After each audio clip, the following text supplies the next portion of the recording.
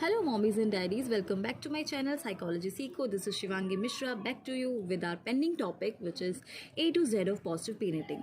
So today we're going to talk about I and J of positive parenting. So let's just start. So without wasting our time, let's just start with I.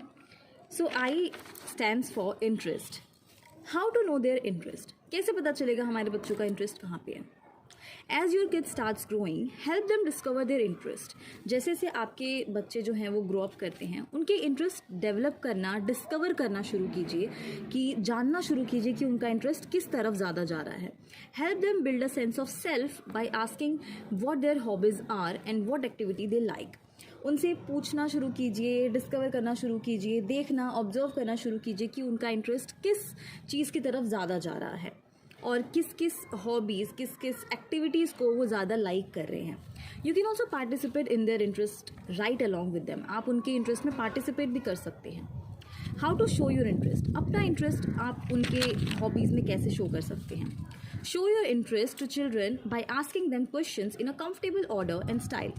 Ask them, तो किस style से, किस comfortable order से हम उनसे पूछ सकते हैं. आस्क देम, तो आप उससे ये भी पूछ सकते हैं कि do you think there is a lot of studies pressure on you. क्या तुम्हें लगता है कि काफ़ी ज़्यादा स्टडी का प्रेशर हो गया है आपके ऊपर, एग्ज़ाम प्रेशर या स्टडी प्रेशर हो गया है आपके ऊपर.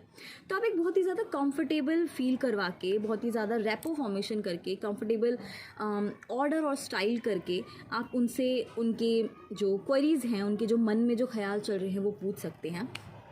It will help them open up and talk.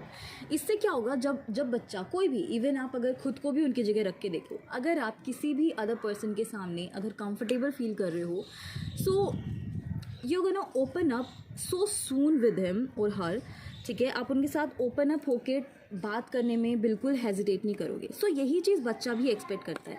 अगर आप उसके साथ कंफर्टेबल ऑर्डर और स्टाइल में बात करोगे, कन्वर्सेशन करोगे, तो वो ओपन अप होने में टाइम नहीं लगाता और वो बहुत ही ईजी टॉक करता है आपसे, बहुत ही कंफर्टेबली टॉक करता है, अपने अंदर कोई बात छुपा कर नहीं रखता, वो आपसे सब कुछ शेयर करता है. बट इफ़ यू से you better study hard and score 90%. लेकिन अगर आप ऐसा कहेंगे कि भाई तुम्हें मेहनत करनी ही पड़ेगी, 90% लाना ही पड़ेगा.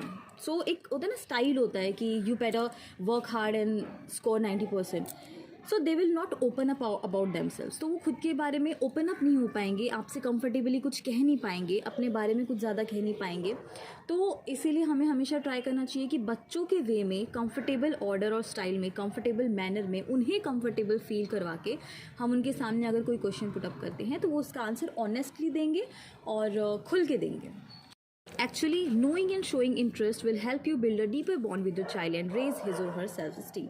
So basically, अगर आप उनका इंटरेस्ट जान जाएंगे, उनके इंटरेस्ट में खुद का भी इंटरेस्ट शो करेंगे, तो फिर आपका जो बॉन्ड है अपने बच्चों की तरफ वो उतना ही ज़्यादा गहरा हो जाएगा, उतना ही ज़्यादा स्ट्रॉन्ग हो जाएगा. और उनके अंदर ना सिर्फ आपका कॉन्फ्लिक्ट दूर होगा, ना सिर्फ आप दोनों का बॉन्ड अच्छा होगा, पेरेंट चाइल्ड जो बॉन्ड होता है, बल्कि उसके अलावा वो खुद का सेल्फ इस्टीम भी ग्रो कर पाएंगे, वो खुद भी बहुत ही ज़्यादा कॉन्फिडेंट फील कर पाएंगे.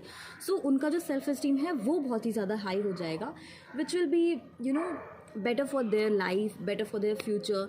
और वो अच्छा कर पाएंगे अपने करियर में अगर उनका हॉबी, उनका पैशन अगर आप जान लेंगे, उनका इंटरेस्ट अगर आप जान लेंगे और उसमें अपना भी इंटरेस्ट दिखाएंगे. ऐसा नहीं होना चाहिए कि आपको पता चल गया सामने वाले का डांस में इंटरेस्ट है, but you are pressuring him और her to concentrate on their study more than that. और स्टूडेंट्स को भी देखना चाहिए, बच्चों को भी देखना चाहिए कि हाँ, इतनी स्टडीज़ तो नेसेसरी होती है, तो एटलीस्ट अपने लिए, हम अपने पेरेंट्स के लिए ये ज़रूर पढ़ लें. उसके बाद हम अपने हॉबीज़ पे भी ध्यान देंगे और उन्हें भी मैनेज करना आना चाहिए कि वो कैसे अपने हॉबी, पैशन और स्टडीज़ और जॉब सब कुछ मैनेज कर पाएँ, किस तरह से. ठीक है, पेरेंट्स को भी उनका पूरा साथ देना चाहिए. उन्हें ये नहीं बोलना चाहिए कि नहीं, डांस को बिल्कुल भूल जा, और whatever it is, डांस हो, पेंटिंग हो, डांसिंग हो, मॉडलिंग हो, एक्टिंग हो, जो भी हो, उन्हें उनका साथ देना चाहिए. एज अ पेरेंट आप ये भी कह सकते हो कि okay fine, we are okay with your interest, we are okay with your passion, we are okay with your hobby and we will help about it in future. But उससे पहले आपको इतनी पढ़ाई कंप्लीट करनी होगी और उसके बाद हम आगे देखते हैं कि आपकी हॉबी जहाँ पे है उसके लिए हम क्या कोर्स या फिर क्या आगे हम स्टेप उठा सकते हैं, लेकिन हम उसे लेट इट गो नहीं करेंगे, हम उस पर भी ध्यान ज़रूर देंगे। सो इस तरह से बच्चा जो है आपकी बात सुनेगा भी और अपने हॉबी के लालच में ज़रूर वो काम करेगा, लेकिन आपको भी धोखा नहीं देना चाहिए, बाद में आपको उनकी हेल्प करनी चाहिए ज़रूर। Next is J for joyful.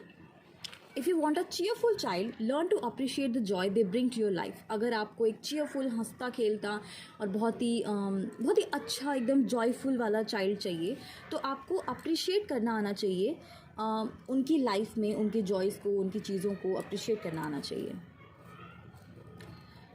पे attention to the good things they do in daily life rather than concentrating on the bad. जो भी अच्छी चीज़ें वो करते हैं उनके ऊपर आपको कंसंट्रेट करना चाहिए, उनके लिए उन्हें अप्रिशिएट करना चाहिए, रेदर देन जो भी वो बुरी चीज़ करते हैं, जो भी वो मिस्टेक्स करते हैं, उन्हें हाईलाइट करने की बजाय। Even in difficult times try to laugh and have fun around them.